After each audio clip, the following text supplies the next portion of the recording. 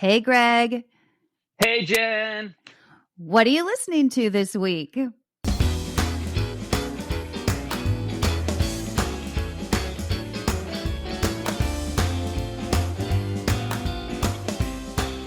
Welcome to What Are You Listening To? The weekly podcast created to share music and foster positive connections one song at a time. Some of the songs are old, some new, all good. I'm Jenn Tully, and this week I'm joined by Greg MacLennan. Greg is a feature film and trailer editor and general film jack of all trades, who honed his skills as head of video at Alamo Drafthouse Films, and Neon, crafting montages, editing trailers, and programming movie marathons like the Caged series, where Nicolas Cage came and watched 5 of his movies in one day. He's also a prolific trailer editor and has created provocative trailers for many talented directors like Craig Gillespie, Michel Gondry, Aaron Moorhead, and Justin Benson, just to name a few. We'll talk more about Greg's journey in between the music. Also, did you know that now on Spotify, you can listen to the show with the songs we discuss incorporated? Just search for What Are You Listening To with Music. If you're not listening on Spotify, be sure to give the playlist a listen and then tune into our conversation. With that, let's get started. Greg, what are you listening to this week? Oh, I'm listening to everything, but there's a couple of mainstays that I always kind of come back to. And whenever you initially asked me, like, what are you listening to? I wanted to go, not what I'm currently listening to, because that could be varying degrees of embarrassing or exciting for people, but I wanted to go with what I'm always listening to. And I turned to the greatest soundtrack, what I deem to be of all time, the absolute stone cold classic Sylvester Stallone film, Over the Top. And then narrowing down those songs, it was almost impossible, but one song sticks above the rest, and that is Meet Me Halfway by Kenny Loggins, also known as The Log Dog. Yes. I mean, literally, when I saw that this was one of your picks, it almost brought me to tears. One, because you don't get an amazing arm wrestling movie every year. You certainly don't. You don't, not nearly enough. And so 1987 was the magical year, I believe, that delivered us the high standard in arm wrestling films, featuring none other than, as you mentioned, Sylvester Stallone, and a soundtrack by the king of 80s soundtracks, the incomparable Kenny Loggins. It's like every Kenny Loggins song is a hit, but this is one of those ones that, like, Footloose is great, like Caddyshack's I'm All Right is great, but I felt like the Log Dog really shifted gear into balladeering with this one. Pure unadulterated emotion. And he dumped all of those thoughts and feelings into a movie about a man wrestling for the custody of his son.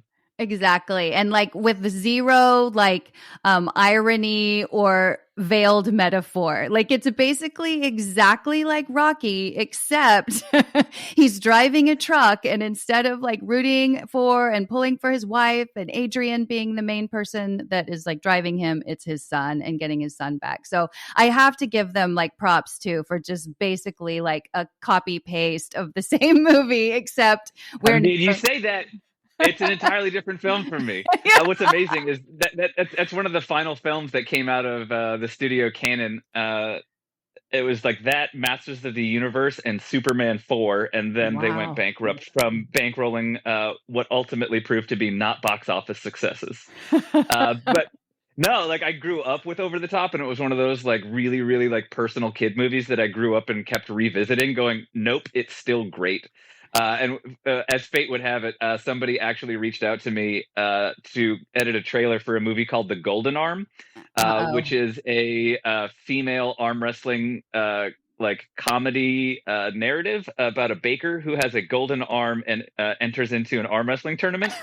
And whenever I watched that movie, I was just like, holy shit, dreams come real. I'm going to get to edit an over the top style trailer. And so I just like scoured for music, because obviously I wasn't going to have the Log Dog But I got Oh some great man. music, and I got to edit my own arm wrestling like training and montage, and I feel like I can die now. Yeah, that sounds kind of like a dream. And even though you did not get to work with the incomparable Kenny Loggins, I'm sure it's Oh, still magic. But this song, I mean, if you haven't, like, all kidding aside about the movie, like, if you, first off, if you haven't seen it, yes, go back. You must. It is like it's so definitely, good. it's so like, and you, like, even his name, his name is Lincoln Hawks in Lincoln Hawk. Lincoln Hawks. I mean, like, you don't get a more like action star name than that. So like it's definitely worth it. And to like seal the deal, this is like, again, embarrassingly, I'm going to admit this, but this is like one of my all-time favorite Kenny Loggins songs. It's so good. And if you listen to It the beats the words, shit out of Pooh's Corner.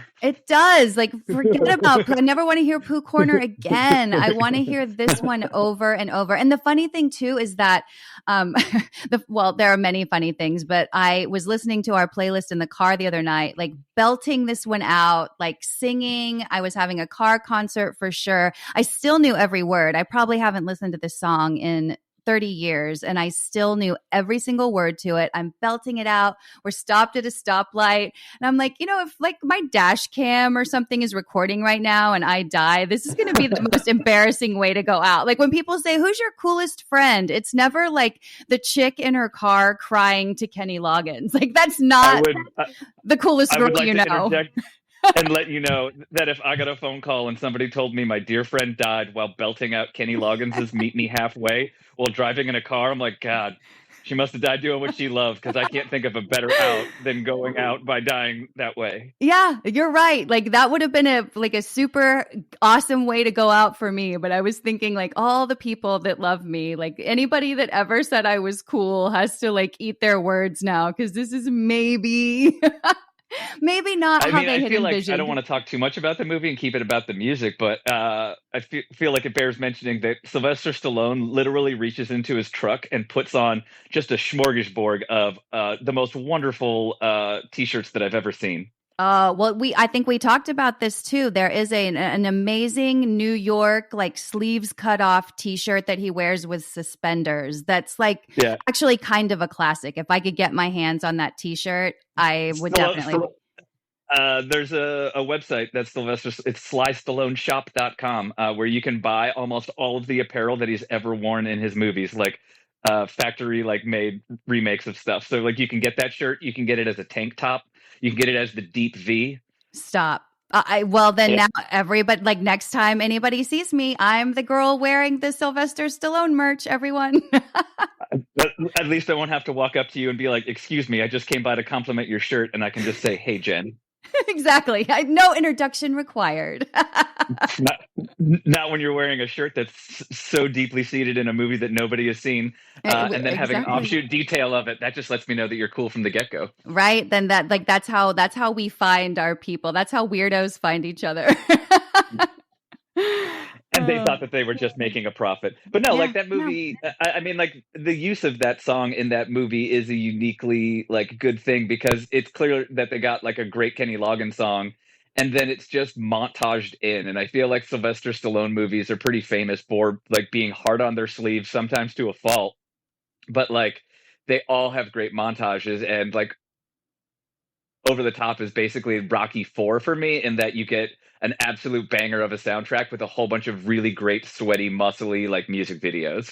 Agreed. Yeah, agreed. And while we're talking about like ridiculous, amazing movies that nobody ever saw, I think we have to like naturally segue into your amazing second pick, which made me almost as happy as the first. Can you please I tell me mean, what your second song was? I don't know what it is about me, but apparently movies that are not initial hits are exactly the kind of movies that I fall in love with. I Me like too. big old swings, and I don't think that there was a swing quite as big as Walter Hill's Streets of Fire, which also start to finish incredibly perfect soundtrack. But Tonight Is What It Means to Be Young by Fire Inc. is easily my favorite song on that one. It's one of those ones that I'll play at the end of an evening where friends are over, and I go, nobody can leave for 7 minutes, and everybody just starts wailing it because it's like an ultimate party starter.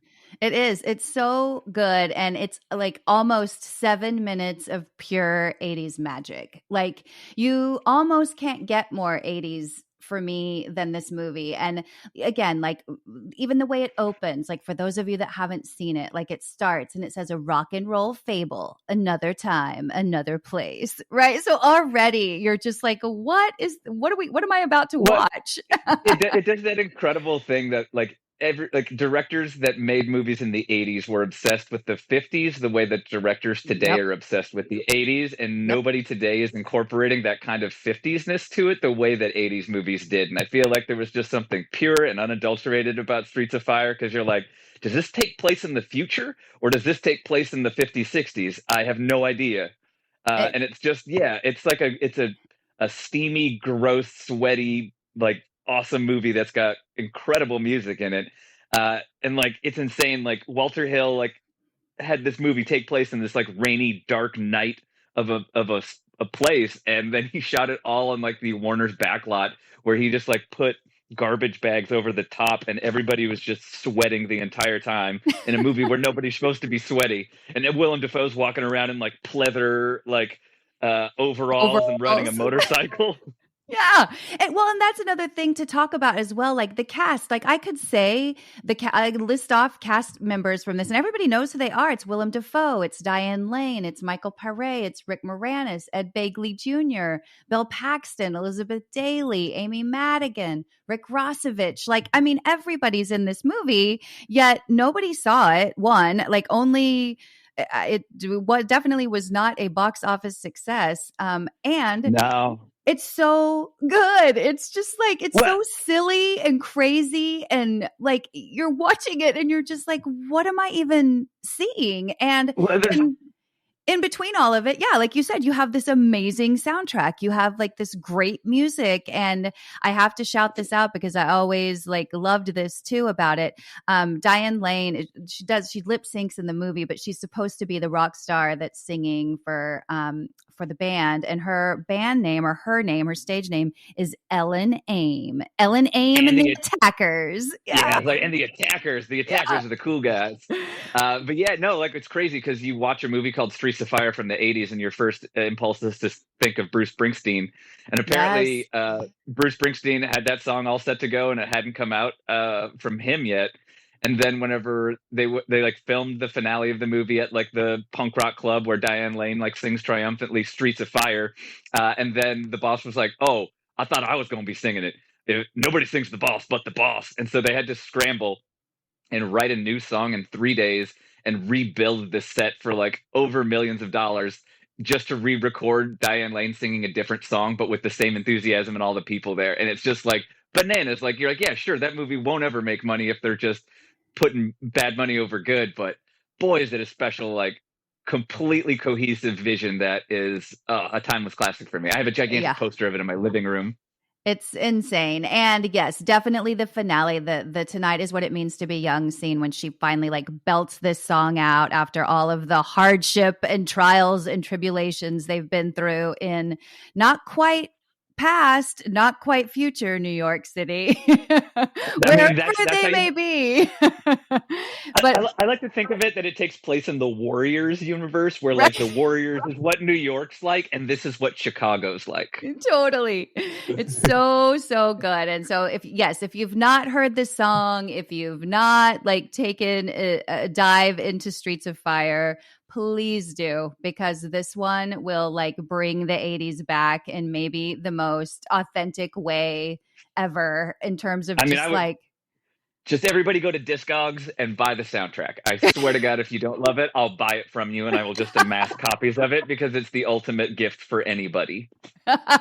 seriously, I mean, this one is well worth your time. And I love too that like it is hard. Well, you tell me. I feel like this is like your business of like pulling together, the montages and the trailers and things like that. Like, how do you create magic like that? Right? Like something like Tonight Is What It Means to Be Young just can't be separated from Streets of Fire. Like, I can't think of that movie without thinking of the song. I can't think of, to go back to Kenny Loggins, I can't think of Footloose or Caddyshack or Over the Top without thinking of a Kenny Loggins song. Like, is that how it works for you whenever you're putting a trailer together? Do you just immediately hear the song and like the two are attached, or like, how does that process work for you? I mean, it was a different game whenever we were at Draft House running dirty on rights, but because it was just kind of like whatever we were listening to, and we would kind of just share music with each other and be like, oh, that's a good montage song. And it's just kind of like thinking about the mechanics of the song to where, like, does it have a cool intro? Does it have a sweet break so you can layer stuff in? And then does it have a big swell that you can kind of hijack the emotion of it to where you know that you're going to get to a triumphant ending regardless of what you're putting there, but if you put it together well, that it's even more powerful than it is. But I think like a song like Tonight Is What It Means to Be Young and like Streets of Fire, like it's indelibly great because the performance is kind of there on screen, like beyond the artifice of like Diane Lane like lip syncing it, like between like that song and like Kenny Loggins. I think they're different in that like the excitement and the editing and everything in that scene is all like in service of the performance, to where like even if you're not into the song, which is I think physically impossible for all human bodies, but if you weren't into it, like the nature of how it's composed makes you draw the attention to it and the excitement towards it. Whereas like the Kenny Loggins song, like I feel like it's just like that song is great by itself, but like the moment is built because of the montaging around it. And so like whenever I do a trailer, like, yeah, like I'll be like, hey, do you have music from your movie that's licensed for marketing? And, you'll listen to it all and then you go, no, these won't work and I'll find something on my own. Or you go, bang, that's right there. And like, yeah, it's like you'll sit there for a day listening to music and think you're never going to find anything and go totally insane. And then all of a sudden there's just a eureka moment when you hear something. And then like my brain triggers to just start seeing images. And then it's just off to the races to make sure my hands can keep up with my thoughts. Oh, that's so cool though, because that is like you can see visually, but it's never going to pull out the same emotion that it does when you pop it with the right song. Like, I just think that that's such a cool, it must feel like making magic all the time when you're working, because like you can listen to a song and feel one way, watch something, feel one way, put them together. And it's like exponentially more emotional for me. Like, I don't know why that is, but it's so true. It feels cheesy to say, and I don't want to like talk about that I'm particularly great at my job, but I like doing it a lot. But whenever I'm working on something triumphant, like I won't stop working on it. And even though I know and I've built all of the beats into it with like music and everything, like I'll watch it and rewatch it and rewatch it and keep changing it. And it's not until I give myself like goosebumps that I go, okay, I think it's there. And it's just like I feel my own emotion going into it. Or like if I'm working on like something scary, it's like, does this spook me out? And like even though like the scares don't scare me because I put them there, like ultimately like you still go like, I feel scuzzy and creeped out by that. And you're like, I think this is good. And then you show it to somebody else and they're like, that's disgusting. And you're like, thank you. Yes, that's what I wanted to hear. Well, speaking of songs and movies that elicit a visceral reaction, this was one of those for me. So for my first pick, I chose Edge of Reality by Elvis and Tame Impala from the Elvis soundtrack. So that's a good one. Yeah, this is like the Baz Luhrmann movie, came out last year. Obviously, his films are always filled with music. They're very interesting. They're very colorful. They're very busy. So I think the soundtrack often reflects that. Like he always has a lot of mashups and collabs and reinterpretations of songs. And so that's kind of what I loved about this version. Is I think there are a lot of good songs on the Elvis soundtrack. It was hard to pick one, but this one, really, like for me, I grew up with parents who listened to Elvis. So we had like that. It was almost like the first band or artist I remember hearing as a kid because I heard it from my parents. And so seeing this kind of interpretation with a band like Tame Impala, that's one of my favorites now, was just it was a cool mashup of old and new for me. And we were talking about, like the 50s aren't loved as much in movies today as they were in 80s movies. But it was fun to go back and revisit a 50s movie that had, or something that took place in that time frame, but had all the technology accessible that we have today. So I loved seeing like such a color splashed version of the 50s in this movie. And I just thought that this song was super cool. Have you seen Elvis? What did you think about this? Yeah, I am a Baz Luhrmann sucker. It was one of those movies that I watched with such anticipation that I think I was ultimately a bit disappointed the first time I watched it, and then I bought it on 4K because I know that I want to have all of my Luhrmanns, and I watched it again, and I really did appreciate it so much more the second time because I think that guy just works so fast that you need to watch it twice in order to appreciate it. But yeah, like you picked the song out, and like I heard it whenever the credits hit in the movie. And then I re-listened to it whenever you put it on your list, and I liked this song a lot. It just wasn't an Elvis song that I was super familiar with, the other ones. And I think it just must have been a testament to Baz Luhrmann getting all of these artists and going, "Here are the Elvis songs that I want in my movie. I want you to reinterpret them all." And everybody's like, everybody's already reinterpreted those songs, and like everybody covers Elvis and changes Elvis and reinvents Elvis, and like there's every generation, like I feel like we get a resurgence of an Elvis song, and it was just crazy to have it all dumped into one movie where they go, "Hey, we made a bunch for like the next 30 years, stop doing it." Right. We've perfected it. Everybody can stop. And here you go. And that's kind of how I feel about it. You know, like there were some Elvis albums that I would go back to occasionally and listen to. And now I'm like, yeah, no, I'm kind of good with this soundtrack. And it's like revamped everything for me. And I feel all right about it. Have you seen all of the like Elvis specials that they obviously show snippets of that they recreated in the movie? Yeah, I've seen, I mean, some of them, I don't know if I've seen every single clip that they had in the movie, but I saw his comeback special. I've seen his Live from Vegas special. So yeah, I've seen a few of them. Yeah, they're amazing. Like whenever I worked at the draft house, I started out by doing the quote-alongs and sing-alongs there. And I remember like being an Elvis fan, but not like a super fan or anything. And then I got to put together an Elvis sing along where I got to like comb through every music video, like every one of his specials and performances. So and good. Man, like it's amazing. And like every time you think that you've like hit the bottom of like all of his good songs, you just find another one that's just sitting there waiting for you. Exactly. And so moral of the story, if you haven't dug into Elvis, kids, go back. There's one waiting for you. Yeah, there's a reason that he was the king for a very long time. So go back and check it out. It's like other people wrote him off too. And then he just came back with more bangers. Yeah, he just kept coming. Well, speaking of a banger, I feel like this is one that I've been going back to lately that that always gets me like pumped up and in a good mood, even though it's kind of like quirky and weird. I love it. And that is New Buddy Roomba by LCD Soundsystem. And this is from the White Noise soundtrack. I mean, song I love. I can't say I love the film.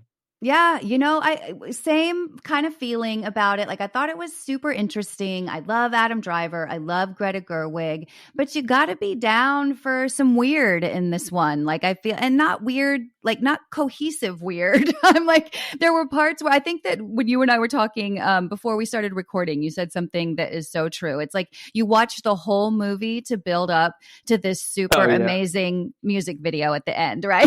The longest 2.5-hour countdown video for an incredible 5-minute music video at the end. Yeah, the movies. I mean, it's one of those movies too where people are like, "Well, should I watch it?" I'm like, yeah, watch it. And I'm interested to hear what you think. You know, it's been really mixed reviews. Like some people loved it. I've talked to people that were like, "Oh, Noah Baumbach's best film," you know, and others that are like, "Meh, I don't know." But it's like watch A Marriage Story. Call me when you're crying. Exactly. Which is like 10 minutes in for that one. Oh my gosh, I was crying the entire movie. But yeah, I feel like this is one where definitely the music delivered more for me than the film in this particular instance. The weird part is the movie's all score, and then it's obviously like you can say I won't disparage the film because every movie is a miracle and they're impossible to make, but like to have made such a long and indulgent cut with like an unlimited funds, the way like people or Netflix is giving to auteurs to just do whatever, like to then go and I'm going to put a 5-minute music video at the end of it, and you're like, man, people got to pee. Yeah.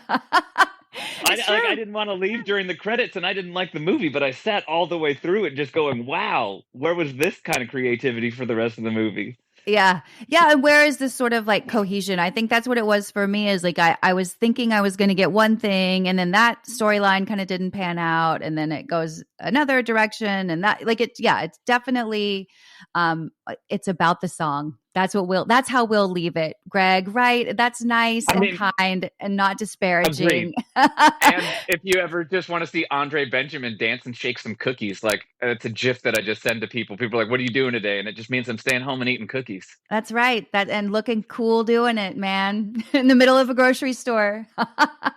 So yes, if you love Adam Driver, you love Greta Gerwig, you'll probably make it through the film. And once you do, your reward is an amazing video for New Body Roomba by LCD Soundsystem. That's the treat for finishing the whole entire film. Yeah, right. Or you could just go to YouTube. But I mean, also definitely watch the movie. Perfect. Well, Greg, thank you so much for sharing what you're listening to this week. To learn more, it was my absolute honor. Yeah, this was like, I mean, I could keep talking to you for like hours and hours. So listeners, do not be surprised when I have Greg back on the show. I mean, we were just talking about Voyage of the Rock Aliens before we started recording, and I'm like, now I just want to talk about Voyage of the Rock Aliens because that movie's bizarre and also has great music. But maybe that's what we'll do. Next time you and I get together, we'll come up with an episode about like weirdest movies with best soundtracks. That could be a fun exercise. Man, that could be a long exercise if you're just sitting there watching all those movies, though, because some movies have great soundtracks, and boy. But I mean, like, I would absolutely come on and just talk about Voyage of the Rock Aliens, and because I'm Canadian, we can dissect Phantom of the Paradise. Oh, love. We have a date. I've waited my whole life to hear somebody say that. Thank you. Well, to learn more about Greg and Electric Owl Creative, you can visit the website at electricowlcreative.com or on Instagram at Electric Owl Creative. That's ELECTRICOWLCREATIVE, as well as Greg's personal Twitter at the MacLennan. That's at TheMacLennan. And he's also on Letterboxd if you're curious about what movies he's watching these days, and you really should be. If you couldn't tell from this conversation, this guy's got the gold standard for movies that you must see. I have a list on there. You can see my top 100 movies because the Alamo Drafthouse made us do it one time, and I had the most agonizing time putting together a list. And so it's a snapshot of my life in time. Oh, I can't wait. I'm definitely going to go and compare lists. And listeners, please be sure to follow, download, and share this show with everyone you know and all the people you'd like to know, because music is a great way to connect. Last but not least, to stay informed on all things Super Awesome Mix, follow us on Instagram at Super Awesome Mix. Thanks for listening, and please join me again next week to find your new favorite song.